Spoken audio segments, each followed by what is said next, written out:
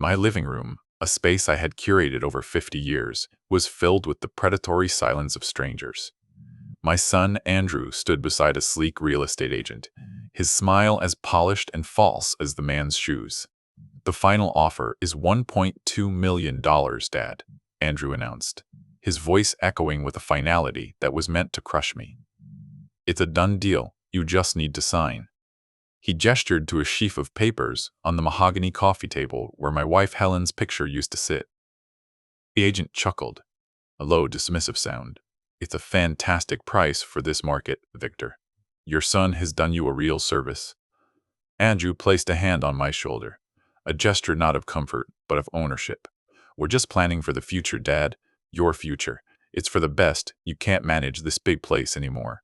The words were a verdict, delivered without trial, confirming I had lost everything. The situation felt absolute, suffocating. A young couple, the prospective buyers, shuffled their feet near the grand fireplace, their youthful optimism curdling into discomfort. They were witnesses to a quiet execution. The agent slid a purchase agreement across the table, his manicured finger tapping a highlighted signature line next to the staggering sum. $1,200,000. It was the price of my life, my memories, my home, all itemized and ready for liquidation. I felt the walls closing in, every eye in the room, a nail in my coffin. Yet a strange calm settled over me. While Andrew's posture was coiled with impatient victory, I simply folded my hands on the desk in front of me. I met his gaze, my own unblinking, and allowed the smallest, most infuriatingly serene smile to touch my lips. I saw a flicker of confusion in his eyes, a momentary crack in his confident facade. He expected a storm, a fight, a pathetic plea. He did not expect this placid silence. He had no idea what that silence was built upon. "Just sign it, Dad," Andrew repeated, his voice tighter now, the bonhomie replaced by a sliver of raw command. He pushed a heavy, gold-plated pen towards my hand. The air thickened, heavy with expectation. The buyers leaned forward slightly. The agent held his breath. This was the moment of my surrender, the final gavel fall on my life's work. My hand moved toward the pen. But months earlier, it all began with a simple, unexpected knock on my front door. It was a Tuesday afternoon in early March. The house was quiet, filled with the scent of old paper from my legal texts, and the faint, lingering smell of the lemon polish I used on the furniture, just as Helen had. The bright, intrusive sunlight, a hallmark of the changing season, showed all the dust motes dancing in the air. I was in my study, rereading a biography of Justice Holmes, when the doorbell chimed, sharp and unwelcome. It was the first time a stranger had come to my door in years. On my porch stood Andrew and a woman in a sharply tailored suit who radiated aggressive cheerfulness. "Dad, this is Brenda," Andrew said, breezing past me into the foyer. "She's one of the top agents in the state. Just wanted her to have a look around." I stood there, rooted to the spot. A look around? My home wasn't a museum exhibit. It was the heart of my life. Every scuff on the floorboard a memory, every book on the shelf a piece of my soul. Brenda's eyes scanned the grand staircase, her mind clearly calculating commissions. "Wonderful bones," she declared. Andrew turned to me, his expression one of strained patience, as if explaining a simple concept to a child. "We're just planning for the future. The housing market is hot right now. It's about securing your assets, making sure you're taken care of." His words were a smokescreen for his own greed, a justification that tasted like ash in my mouth. It was the first, soft whisper of betrayal. Later, they were in my study. I stayed in the doorway, an unwelcome observer in my own sanctuary. Brenda ran her hand over my large oak desk, a gift from Helen on my 50th birthday. Her eyes landed on the small, dark-wooded gavel I used as a paperweight. "What's this old thing?" she asked, picking it up with 2 fingers as if it were contaminated. The wood was worn smooth from a lifetime of touch, a silent witness to my entire career. Andrew glanced at it and scoffed. "Oh, that. Just some old junk of his, a paperweight from his judge days, probably not worth a dime." He waved a dismissive hand. The real value is in the property lines, the square footage. I felt an unexpected sharp pang. That gavel was for my very first case, a reminder of the naive idealism with which I had entered the law. To him, it was just clutter, an obstacle to be cleared away with the rest of me. I didn't correct him. I let him believe it was worthless. I watched them move through the house, their conversation a buzz of property taxes, comparable sales, and market trends. They spoke of my home as if it were an empty shell, a commodity to be traded. The deep personal history I had built within these walls was being systematically erased by their financial calculus. The betrayal was no longer a whisper. It was a conversation I was not invited to join. The following week, the showings began. Andrew would call minutes before, announcing, "A family is stopping by at 3. I was expected to make myself scarce, to fade into the background of my own life. I would retreat to the garden or the library, feeling like a ghost haunting the premises. The intrusion was constant, a slow drip poison of humiliation. Each new set of footsteps in the hall was a reminder that my control was slipping away. One afternoon, Andrew arrived alone, a leather-bound folder in his hand. He sat opposite me, in the living room, the space between us charged with unspoken conflict. "Dad, we need to talk logistics," he began, his tone all business. "To make things easier, I've had my lawyer draw up a durable power of attorney. It will allow me to handle the sale and all the finances seamlessly." He slid the document across the table. It was thick, dense with legal jargon he knew I'd understand. I pushed it back without opening it. "No," I said, my voice quiet but firm. "I am perfectly capable of handling my own affairs, Andrew." His face tightened, the mask of the dutiful son slipping to reveal the frustrated predator beneath. "Don't be difficult. This is standard procedure. It streamlines the process. Do you know how much paperwork is involved?" The stakes had just been raised. This wasn't just about the house anymore. It was about stripping me of my autonomy. His frustration was a physical presence in the room. He stood up, pacing in front of the window that overlooked Helen's rose garden. "I'm trying to help you. This house is a burden. The taxes, the upkeep, it's too much. I'm securing your legacy." My legacy wasn't in the bricks and mortar. It was in the life I'd lived here. His attempt to frame this hostile takeover as an act of filial piety was the deepest insult of all. He was trying to sell my past to fund his future. My mind flashed back 30 years. Andrew, a first-year law student, hunched over my desk in this very house, his face etched with worry. He was struggling with a difficult torts case for his moot court competition. He had looked up at me, his eyes full of respect and a touch of fear. "I don't get it, Dad. How do you find the angle? How do you see the flaw in their argument?" His admiration then was a stark, painful contrast to the dismissive greed I saw in his eyes now. I remembered sitting with him for hours, not giving him the answer, but teaching him how to find it. I explained how every contract, every statute, has a weakness, a nuance, a forgotten clause, a piece of legislative history that can be turned into a fulcrum. "The law is a weapon, son," I had told him. "Make sure you're always the one who understands it best." It was a bitter irony that he was now using the very education I had nurtured to disarm me. The memory only deepened the present betrayal. He had learned the letter of the law from his professors, but he had learned its spirit, its soul from me, right here in this house. And now he was twisting that knowledge, perverting it to argue that my home, my life, was a simple asset to be liquidated for his convenience. The love and pride I had felt for him then now curdled into a cold, hard knot in my stomach. The student had turned on the master. A few days later, my phone rang. It was my niece, Sarah. "Uncle Victor, Andrew just called. He's asking me and Mom to come over for a family meeting on Sunday. He said it was important, about your well-being." I knew instantly what this was. A public spectacle. He was marshaling the family to create a united front, to apply pressure and manufacture consent for his hostile plan. My humiliation was about to be put on public display. That night I couldn't sleep. I walked through the darkened halls of my home and found myself standing by the study door. I heard Andrew's voice, low and urgent, coming from inside. He was on the phone, likely with Brenda, the agent. I leaned closer, my heart pounding. "We need to accelerate the timeline," he whispered. "Find a cash buyer if you have to. He won't be around much longer anyway." The chill of those words went straight through my bones, a cold, clinical dismissal of my existence. The next morning, shaken but resolute, I did something I hadn't done in years. I looked up the number for Arthur Vance, my old law clerk, now a senior partner at a prestigious firm.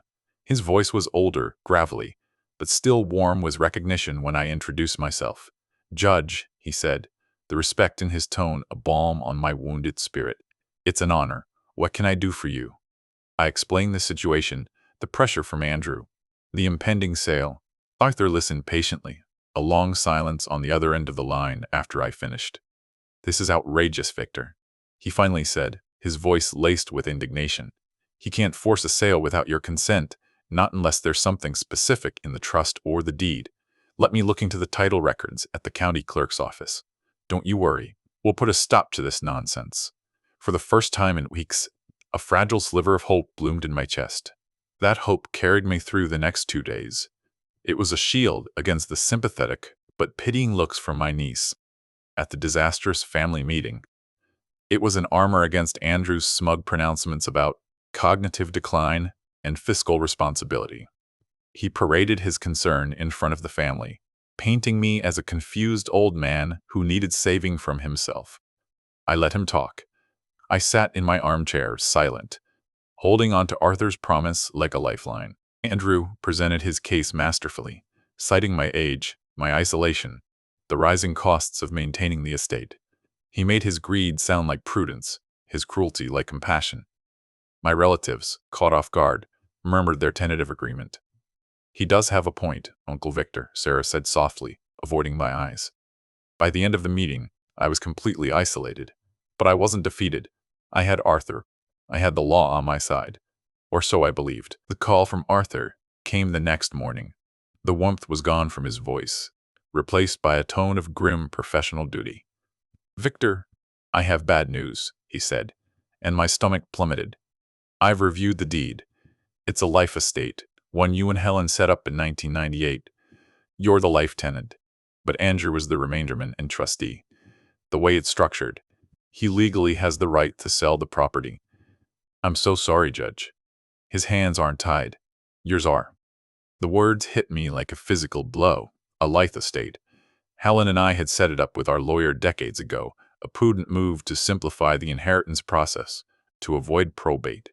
At the time, Andrew with a loving son, the idea of him leveraging such an instrument against me was unthinkable. "The remainderman can sell his interest, Arthur?" I asked, my voice barely a whisper. "Yes," Arthur confirmed. "He can sell the property itself, but the buyer's rights are subject to your life tenancy." "Subject to my tenancy?" I repeated, a spark igniting in the fog of my defeat. "So a new owner couldn't evict me?" "No," Arthur said. "They buy the property, but they can't take possession until you pass away. It makes the property incredibly difficult to sell to a typical buyer who wants to move in. But it's not impossible, especially with a cash investor who can wait." The glimmer of hope was almost immediately extinguished by a new, more terrifying reality. Andrew had found such a buyer. An investment firm, no doubt, who would see the property as a line on a spreadsheet. They would become my landlords. They could make my life a living hell with inspections, renovations, and legal challenges, all designed to harass me into leaving or succumbing. The defeat felt more profound now. He wasn't just selling my home. He was selling my peace, my final years of quiet dignity, to the highest bidder. A week passed in a haze of despair. The for sale sign went up on my lawn, a garish red and white monument to my powerlessness. Neighbors would walk by, their gazes a mixture of pity and morbid curiosity. I felt like a zoo exhibit, the stubborn old man who wouldn't leave his cage. Andrew no longer bothered with niceties. He had the law on his side, and my resistance was now just a pointless, sentimental delay to him. The closing date was set in 3 weeks. One evening, I found myself in my study, the room where my world had been both built and dismantled. I was boxing up books, the scent of aging paper a funereal incense. My hand brushed against the gavel on my desk. I picked it up, its familiar weight, a cold comfort in my palm. This small object, dismissed by Andrew as junk, felt like a symbol of my complete and utter failure. It represented a lifetime dedicated to a legal system that was now being expertly used to ruin me. I thought of Helen.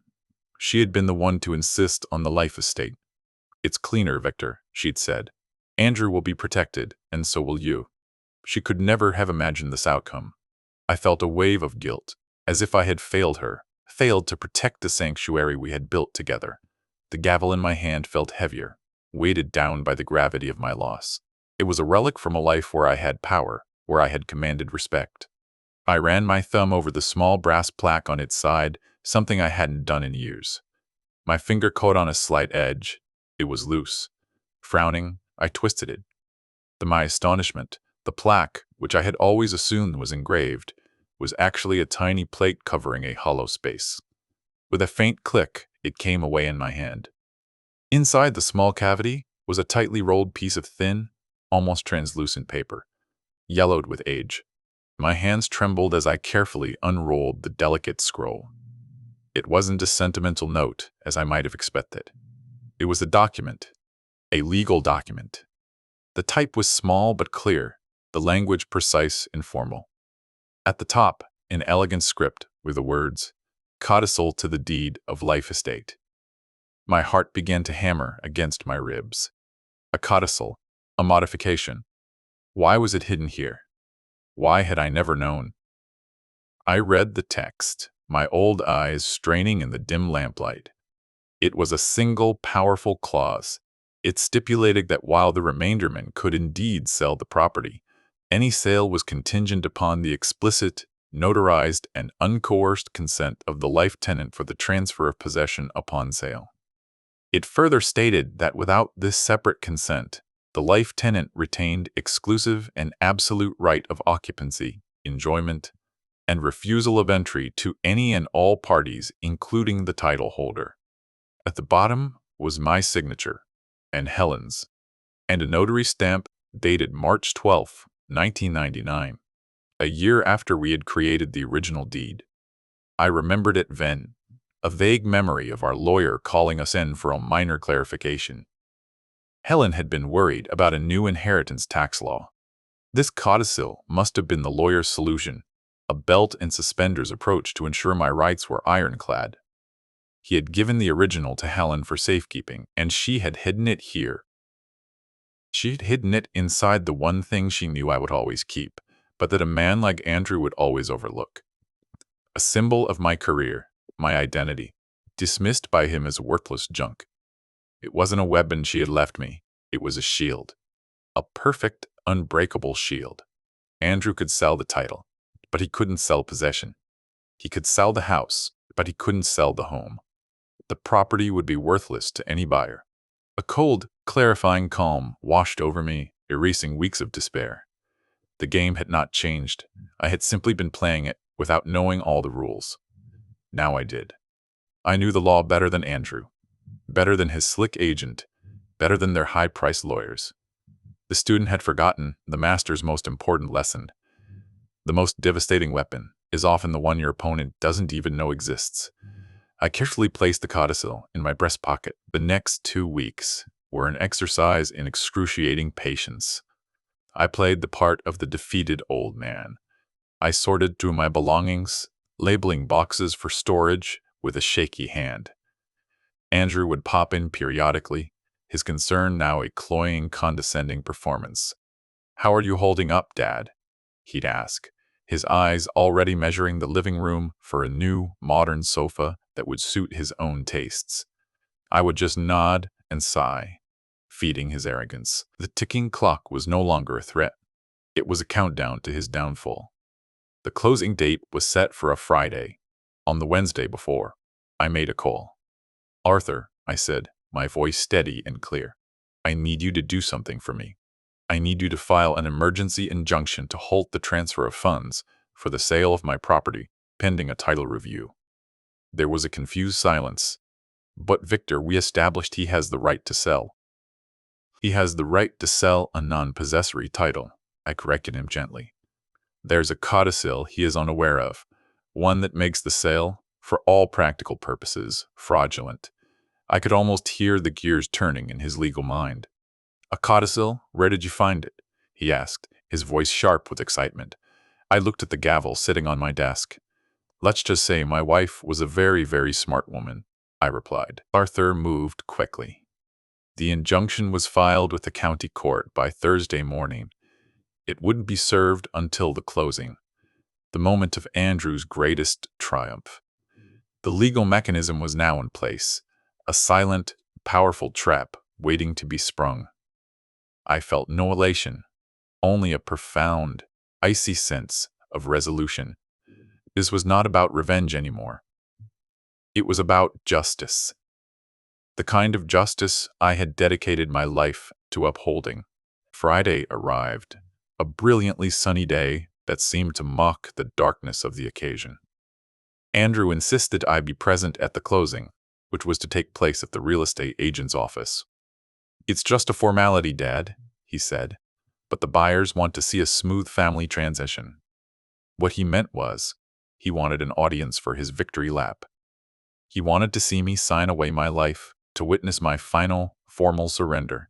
We sat at a long, polished conference table. Andrew, his agent Brenda, and the lawyer for the investment firm was buying the house. They were all smiles and quiet confidence. The final paperwork was laid out, a mountain of it. Brenda pushed a document toward me. This is just a standard form, Victor, acknowledging the transfer of title, a final courtesy. I glanced at it. It was a waiver of my right to occupancy, the final, arrogant overreach. Andrew looked at me, his smile unwavering. Just sign it, Dad, and this will all be over. We can get you settled into a nice, new apartment. This was his final insult, the ultimate expression of his belief that he had won. He saw my compliance as a foregone conclusion. He had no idea that the room was a courtroom, and that I was about to render my judgment. He was completely, blissfully unaware that the trap he had so carefully constructed was about to snap shut on him. I let the silence stretch, picking up the heavy pen. I looked at Andrew, at Brenda, at the buyer's lawyer. I savored the last moment of their smug certainty. Then there was a sharp rap on the conference room door. A man in a simple suit stepped in. Andrew Morrow, he asked. Andrew nodded, annoyed by the interruption. The man handed him an envelope. You've been served, he said, before turning and leaving as quickly as he had appeared. Andrew tore open the envelope, his face a mask of confusion. As he read the court order for an emergency injunction, the color drained from his face. His confident smile dissolved into a slack-jawed expression of disbelief. What is this? He stammered, looking at me. What did you do? The buyer's lawyer snatched the paper from his hand, his eyes widening as he scanned the legal text. There's an injunction. Sale is frozen, pending review of the codicil. Brenda stared at him, her professional composure cracking. A codicil? There was no codicil on the title search. There is now, I said calmly. I reached into my jacket pocket and produced a certified copy Arthur had prepared. I slid it across the table.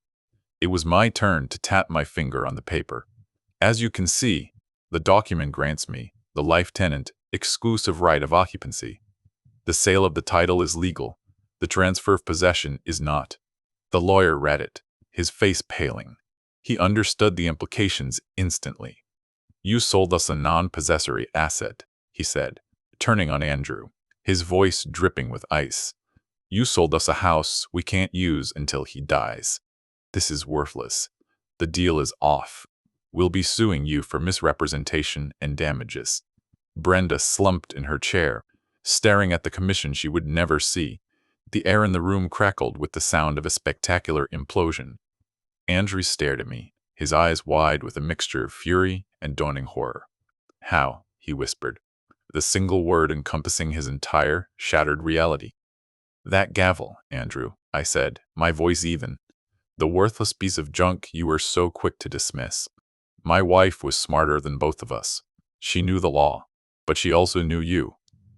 She knew you would never see the value in something that couldn't be sold. The gavel had not been a paperweight. It had been a vault. I stood up from the table, leaving the chaos to unfold behind me. I had not raised my voice. I had not gloated. I had simply presented the facts, just as I had done from the bench for 30 years. I had allowed the law to do its work. Andrew was now facing a lawsuit, the loss of a multi-million-dollar deal, and the complete destruction of his reputation. He had tried to steal my future, but in the end, he had only mortgaged his own. As I walked toward the door, the buyer's lawyer was already on his phone, his voice sharp and angry. "Get me litigation, now." Brenda was frantically shuffling through papers, as if a solution might magically appear. Andrew remained frozen, the injunction order clutched in his hand like the evidence of a crime. He had built his entire plan on a foundation of arrogance, assuming I was a relic of the past, easily swept aside. He never considered that the past had its own defenses. I paused at the doorway and looked back at my son. The mask of the caring, responsible son was gone, replaced by the raw, ugly face of his greed and desperation. He had underestimated me. More importantly, he had underestimated his mother. Helen had always been the quiet strategist in our marriage, her foresight a gentle but powerful current beneath the surface of our lives. This final, brilliant move was her last gift to me, a testament to her protective love. Outside, the sun was still bright, but it no longer felt intrusive. It felt clean, like the world had been washed anew. The weight that had been pressing on me for months had vanished. I walked past the reception desk, ignoring the curious stares, and out into the fresh air. I had not won a battle. I had restored order. I had upheld the truest intent of the law, to protect, not to plunder. It was a victory Helen would have appreciated, quiet, precise, and absolute. My phone buzzed in my pocket. It was a text from Sarah. "Uncle Victor, Andrew just called me. He sounded crazy." "What happened?" I typed a simple reply. The closing did not proceed as planned. "I will be staying in my home." I didn't need to offer any more detail. The truth would ripple through the family soon enough, and Andrew would have to explain his own disgrace. The public humiliation he had planned for me had boomeranged back with devastating accuracy. When I arrived home, the garish for sale sign was still on the lawn. I walked over to it, gripped the metal post, and with a strength I didn't know I possessed, I pulled it from the damp earth. The screech of metal from soil was a satisfying sound, a final note of defiance. I dragged it to the side of the house and left it there, a piece of scrap metal, its power utterly broken. Entering my living room, the space no longer felt invaded or compromised. It was mine again. The silence was peaceful, not predatory. The sunlight illuminated the familiar contours of my life. The worn armchair, the rows of books, the faint scent of lemon polish. I had faced the ultimate betrayal and emerged not just intact, but stronger, more certain of my place in the world than ever before. Andrew had tried to declare my life over, but I was the one who had written the final chapter. Later that evening, Arthur called. "The investment firm is proceeding with a lawsuit against him for fraud and non-disclosure," he reported, a note of grim satisfaction in his voice. "Brenda's brokerage has already dropped her. Andrew is facing complete financial ruin, Victor, and it's all of his own making." I felt a pang, not of pity, but of a deep, sorrowful finality. He had made his choices. He had sown the wind, and now he was reaping the whirlwind. I thanked Arthur for his help and his friendship. After we hung up, I went into my study. The room felt different now. It was no longer a place of retreat or defeat. It was a command center, the seat of my power. I ran my hand over the oak desk, the cool, smooth wood a connection to my past and a confirmation of my present. The house was quiet, a steady, rhythmic hum that was the sound of my life continuing on my own terms. My gaze fell upon the gavel, sitting in its usual spot. It looked exactly the same as it always had, a simple, dark wooden object. But now I saw it for what it truly was. It was not a memento. It was a promise from Helen that she would always find a way to protect me, even when she was no longer there. The betrayal had been deep, but her love, her foresight, had been deeper still. A week later, a moving truck pulled up to Andrew's house across town. I watched from my window as his expensive furniture was loaded into the back. The lawsuit had likely frozen his assets, forcing him to downsize, to sell off the symbols of the life he had built. on a foundation of entitlement. There was no pleasure in the sight, only a quiet affirmation of consequence. He had gambled everything on my demise, and lost. The memory of him as a young law student, eager and earnest, flickered in my mind one last time. I wondered at what point that young man had disappeared, replaced by the stranger who had tried to sell my home out from under me. Greed is a slow poison, I realized, one that corrodes the soul from the inside out, leaving behind only an empty shell. He had become a case study in his own moral failure. The story of the failed sale and the hidden codicil spread. Some neighbors looked at me with newfound respect, others with a touch of fear. They saw the old judge, the man who knew the law down to its bones. They didn't see the grieving husband who had been saved by his wife's final act of love. They saw the victory, but they didn't understand the source of the strength that had achieved it. I never spoke to Andrew again. He sent a single rambling email filled with accusations and self-pity, blaming me for his ruin. He never once acknowledged his own actions, his own betrayal. He was incapable of it. For him, I was no longer a father, just an obstacle that had unexpectedly fought back. I deleted the email without replying. There was nothing left to say. His verdict had been rendered. Months turned into a year. The house settled back into its comfortable rhythms. I spent my days reading in the library, tending to Helen's roses in the garden, and enjoying the profound peace of my solitude. The bright, intrusive sunlight was no longer an enemy showing dust, but a welcome guest filling the rooms with warmth and life. My home was a sanctuary once more, protected and secure. One afternoon, Sarah stopped by. She brought a peace offering of a freshly baked apple pie. We sat in the kitchen, the same kitchen where I felt so isolated during a family meeting. "I'm so sorry, Uncle Victor," she said, her eyes filled with genuine remorse. "We should have listened to you. We should have trusted you." I just nodded.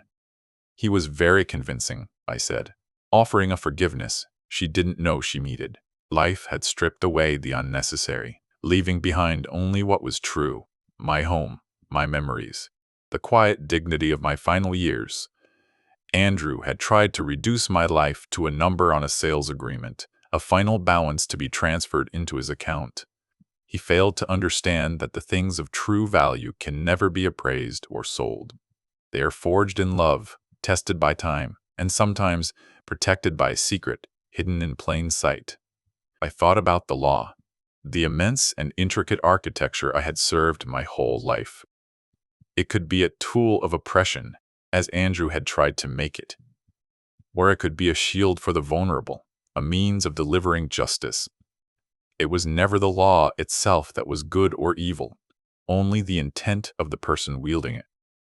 Helen had understood this perfectly. Her codicil was the embodiment of justice, a single clause that outweighed a mountain of greed. That evening, I sat at my desk, the notarized deed, the codicil, laid out before me. It was more than a legal document. It was a love letter from the past, a final conversation with my wife. Her foresight, her fierce, quiet protection, had reached across the years to save me. Andrew had seen only a house to be sold, but Helen had seen a home to be defended, and she had provided the perfect weapon. The gavel sat in its place, no longer just a paperweight, but a monument to a love that was stronger than greed, and to a legal mind that had been sharper than my own. It was a reminder that the smallest, most overlooked details often hold the greatest power. Andrew's fatal flaw was his inability to see value in anything beyond the monetary. He had dismissed the sentimental, and in doing so, had overlooked the instrumental. I picked up the original codicil, the delicate paper whispering in my hand. I walked to the fireplace, a low fire crackling against the evening chill. This document had served its purpose. Its power was now recorded in the county clerk's office, an unbreakable part of the public record. I no longer needed the original. I let the paper slip from my fingers into the flames, watching as the words turned to ash and drifted up the chimney. My work was done.